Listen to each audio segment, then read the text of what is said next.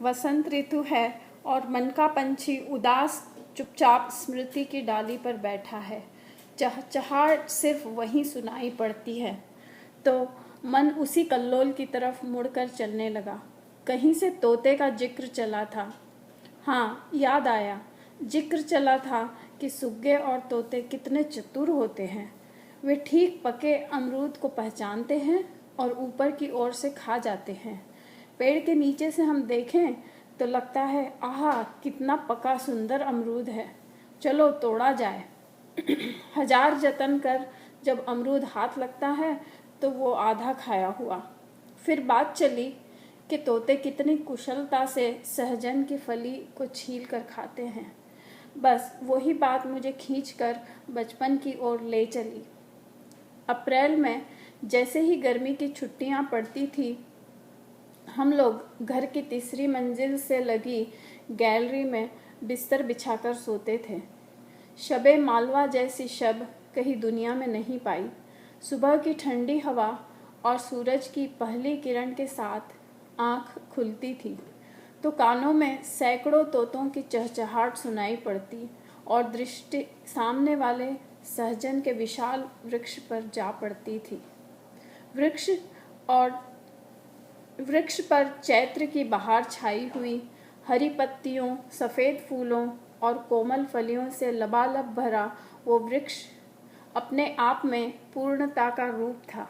वही पूर्णता जिसकी कल्पना हमारे वेदों में गाई गई है। मुझे बचपन में सहजन के भरे पूरे वृक्ष के रूप में प्रत्यक्ष दिखाई पड़ती थी, जहाँ सैकड़ों तोते बड़े मनोयोग से एकाग्र चित्त होकर फलियाँ छीलने में और उनके बीज खाने में व्यस्त रहते थे। साथ ही साथ उनकी आपसी बातचीत भी चलती रहती थी और मैं बिस्तर में बैठकर तोता समाज की सहज लीला ध्यान से देखती और सुनती रहती थी। वृक्ष माँ की ममता से तोतों को अपने ऊपर धारण करता और प्रेम से उनकी लीला देखता रहता।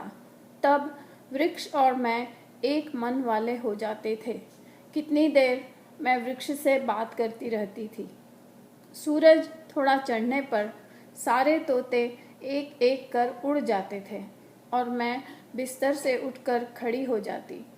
जैसे ही उठ खड़ी होती तो मेरी दृष्टि और समस्त चेतना को गुलमोहर के 6-7 ऊंचे वृक्ष पूरी तरह से आकर्षित कर लेते थे। मैं भाव विभोर होकर गुलमोहर की बहार को दूर से निहारती रहती। कब तक?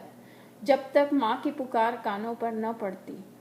अप्रैल की कोमल गर्मी में गुलमोहर के वृक्ष स्वयं के सौंदर्य से अभिभूत चित्रित खड़े रहते और मैं भी स्वयं को भूलकर उन्हीं की पंक्ति में जाकर खड़ी हो जाती।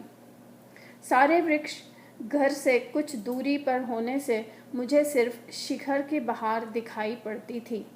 घर में आते जाते अनायास ही गुलमोहर की बहार सामने आ जाती और चलते चलते मैं रुक जाती।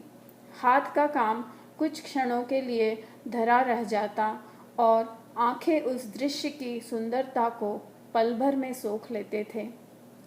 साल दर साल 21 अप्रैलों का यह सुख मन की मिट्टी को हमेशा के लिए सुगंधित कर गया। तब वह दृश्य और आज उसकी स्मृति मात्र मन को सुख के क्षण देकर जाते हैं। धन्यवाद।